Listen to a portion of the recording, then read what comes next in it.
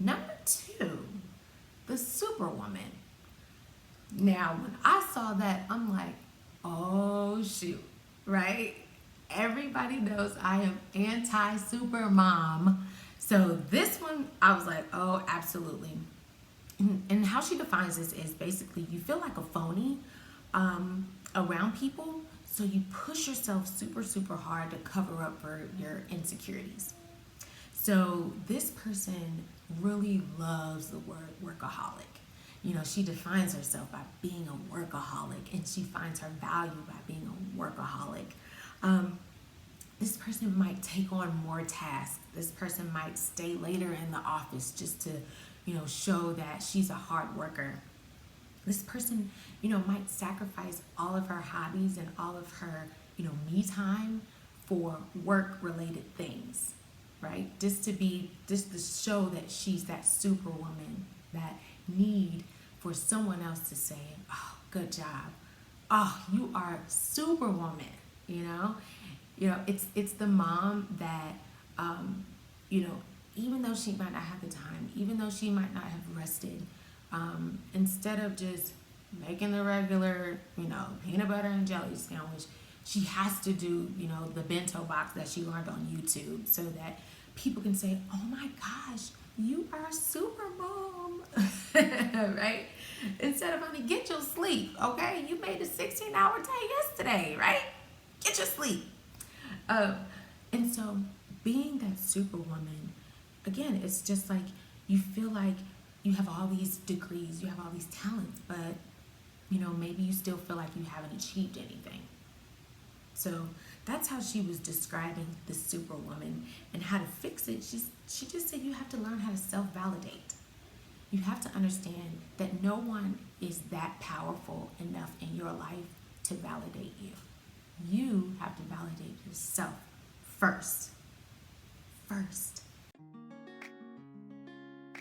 Hey ladies, welcome to another episode of the Front Burner Podcast, where we help mamas take their dreams, passions, and side hustles off the back burner, put them on the front burner, make money, and manage their households.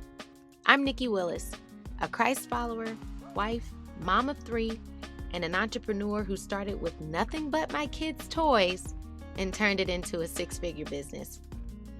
I'm a self-proclaimed anti-supermom, and each week I'll challenge you with my stories, tips, hacks, and a little bit of humor to make sure you put yourself on the front burner. Why? Because the world needs what you've got cooking. So honey, this is officially part of your me time regimen. Relax, listen up, and let's get started.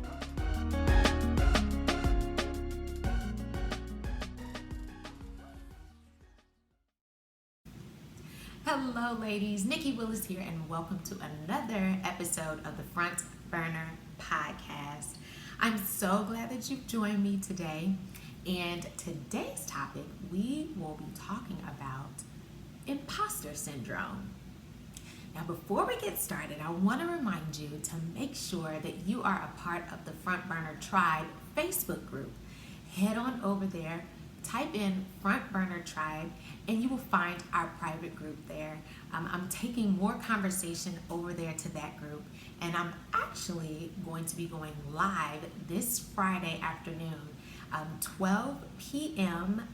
Pacific time and 3 p.m. Eastern Standard Time. Again, that's Friday, May 22nd, 12 p.m. Pacific time and 3 p.m. Eastern Time. I hope you join me over there. I want to ask questions. I want you to ask me questions about business, about mommying with your business, about handling your household. Maybe we might be talking a little bit more about the topic of imposter syndrome. So I want you to head over and join me there. I'm looking forward to meeting with some of you and chatting with some of you. I think it's going to be fun. So make sure you head over there and you're a part of the tribe. Also, if you want to subscribe to my emails, make sure you head over to nicciwillis.com, click the subscribe button, put your email in there, and you will get an email from me every week. All right, so let's get into it. Did you know that 70% of people say that they have experienced imposter syndrome at some point in their career? And honey, if you ask me, the other 30% just haven't experienced it yet. But that's neither here nor there. But that's a really high number. And I know that I've dealt with imposter syndrome throughout my entrepreneurial career. And so I want to talk about it today. And I also want to talk about a book that I found by Dr. Valerie Young. And it is called The Secret Thoughts of Successful Women: Why Capable People Suffer from Imposter Syndrome and How to Thrive in Spite of it. Let's get started.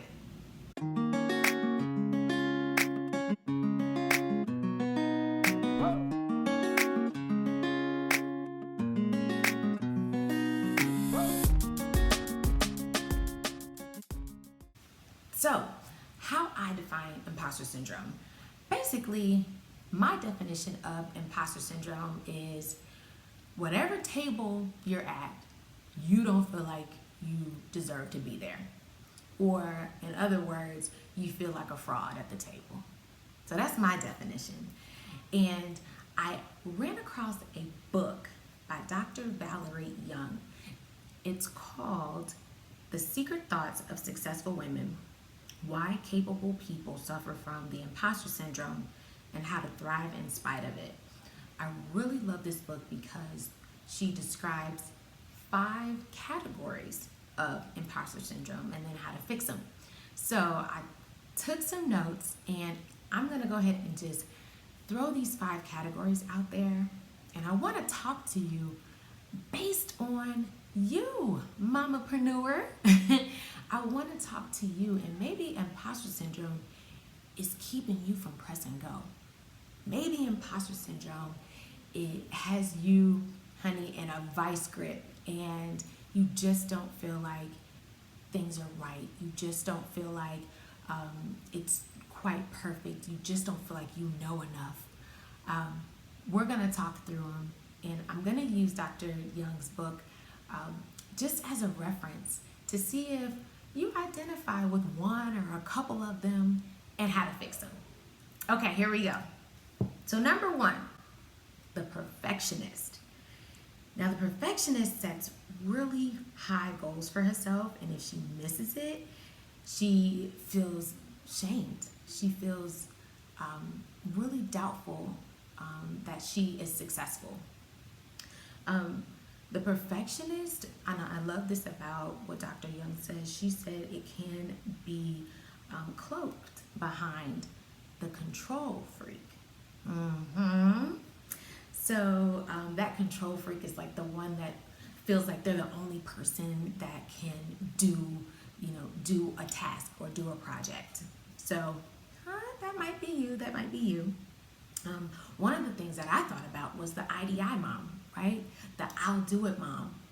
And I promote that you should be a DIY mom. So quit being such an IDI mom, which is the I'll do it mom, right? The mom that tries to do everything herself because she's the only person that can do it right. Instead, allowing your kids to do some things on their own. Be the do-it-yourself mom so that you won't be overwhelmed. You won't be burnt out trying to do everything yourself and also trying to do it perfectly. So she also talked about how, everything has to be perfect all the time. And then when it's not, it's a bad day, right? Everything goes to hell in a handbasket. How you fix it is just understanding that everything does not have to be perfect all the time.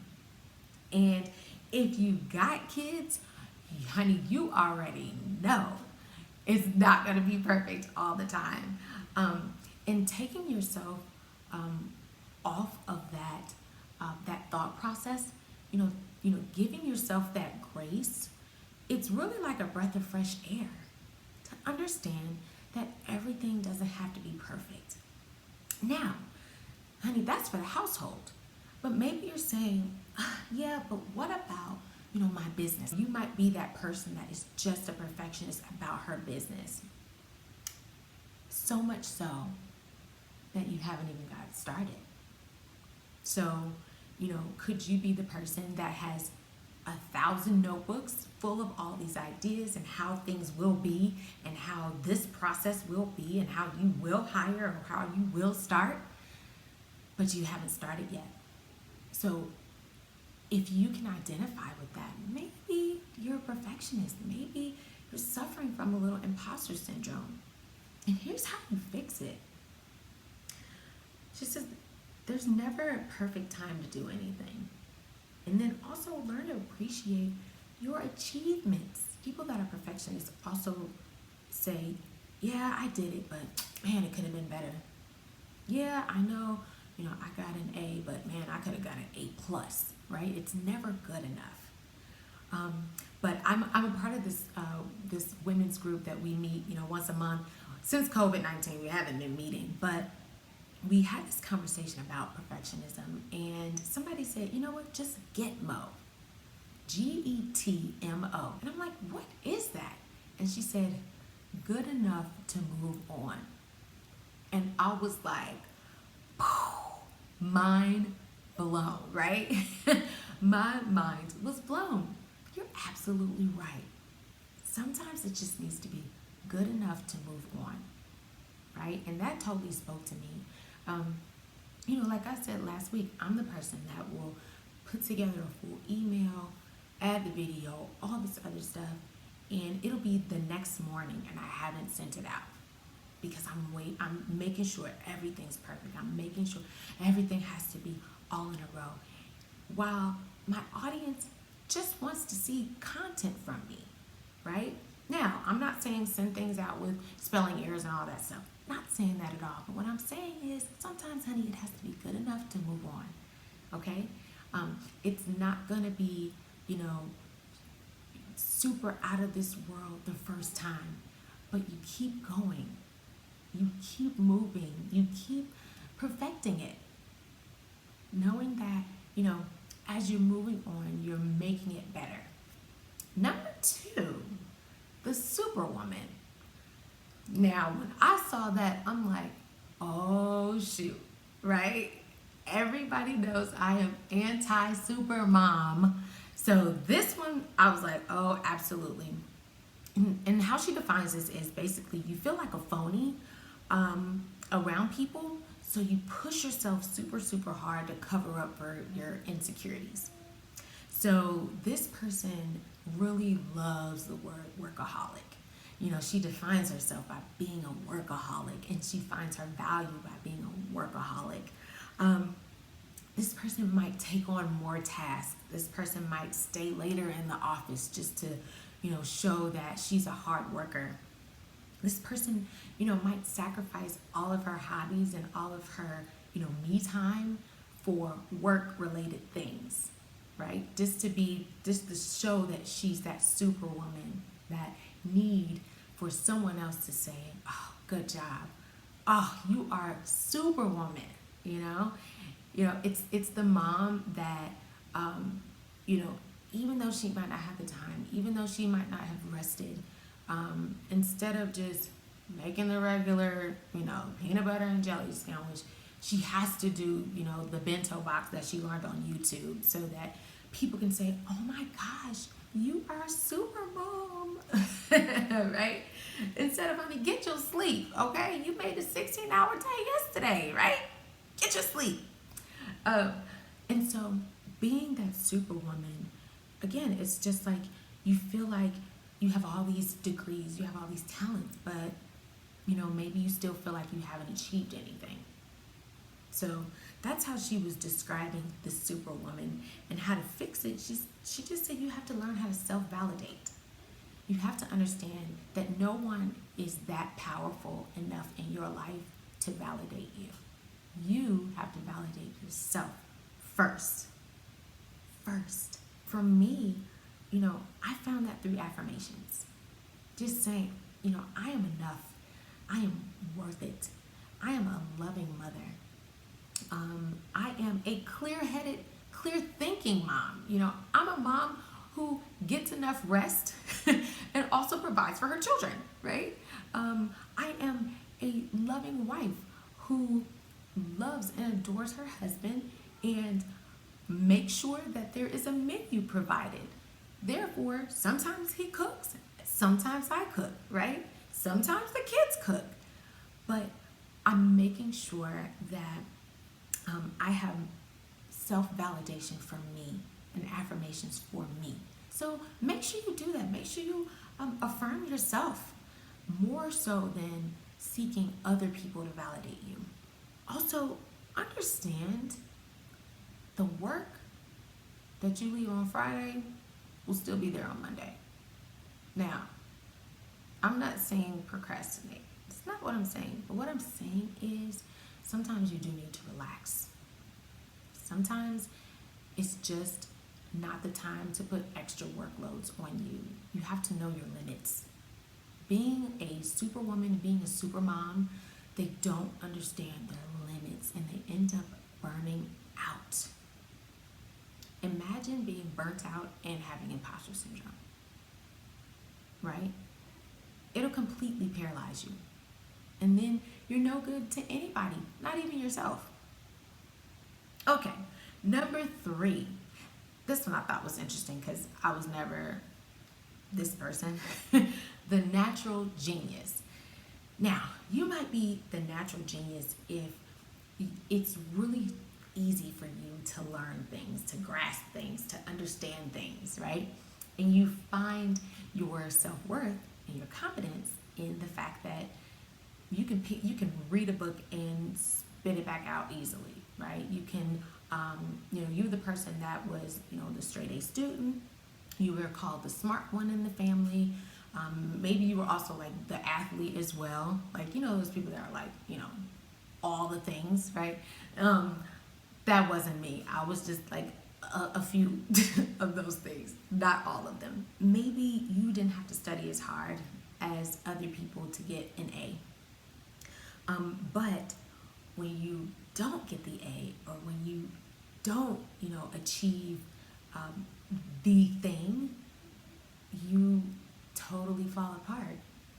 When you get a B instead of an A, you fall apart. This type of person also has a hard time having a mentor because they feel like they know it all. And so it's hard to glean from people because having a mentor means I have to ask for help. So that was very interesting in seeing the natural genius as an imposter syndrome. And the way she says to fix it is to see yourself as a work in progress. And be a lifelong learner. I liked that. I really like that.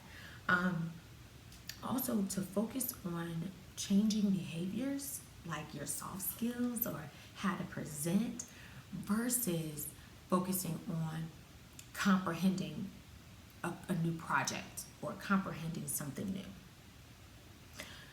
So number 4 was the soloist. So the soloist is relatively similar to the natural genius, but in this instance, the soloist basically feels like a failure if they have to ask for help. And this one is very interesting. I saw myself in some of this sometimes. So listen up and see if this was you. So again, it's the IDI mom. I'll do it myself. But in this instance, you like it. You like the fact that you can do it by yourself. And you don't want anyone's help. And so at the end of the day, it's, I can do it by myself. And then if I need help, I didn't measure up. I'm a failure. Or, I didn't succeed. And so in this one, for me, I found myself making it a goal to enlist help. Making it a goal to actually delegate. Because I don't have to do it all myself, right? In fact, the more I got out, as an entrepreneur, and I met people who are what I consider more successful than me, I started looking at how did they become successful. And a lot of them, many of them, almost all of them that I can really think of, they didn't do it by themselves. I don't believe in self-made millionaires. I used to. I used to believe in self-made millionaires, but I don't anymore, because people that are successful understand how to leverage people, how to leverage people's strengths, and enlist help. In order for you to be successful, you have to ask people for help, and that's not a weakness. That is a strength, sister. Okay, that is a strength. So, and so in this as well, I also learned how to be confident in the strengths that I had, and understand that I don't have to do everything. I can actually hand a hat off or two to people who have strengths in the areas where I don't have strengths. I've learned how to give my hat over to my accountant and let her do her thing. Okay? Because I don't want to do books. That is not my thing. I like making money. That is all I know about money. Okay? That's not all I know, but that's all I like to know. Okay? So I've learned how to hand that hat off. I don't have to do everything. And you don't have to do everything either. It's actually a strength in knowing that you can enlist help. So the last one, the expert.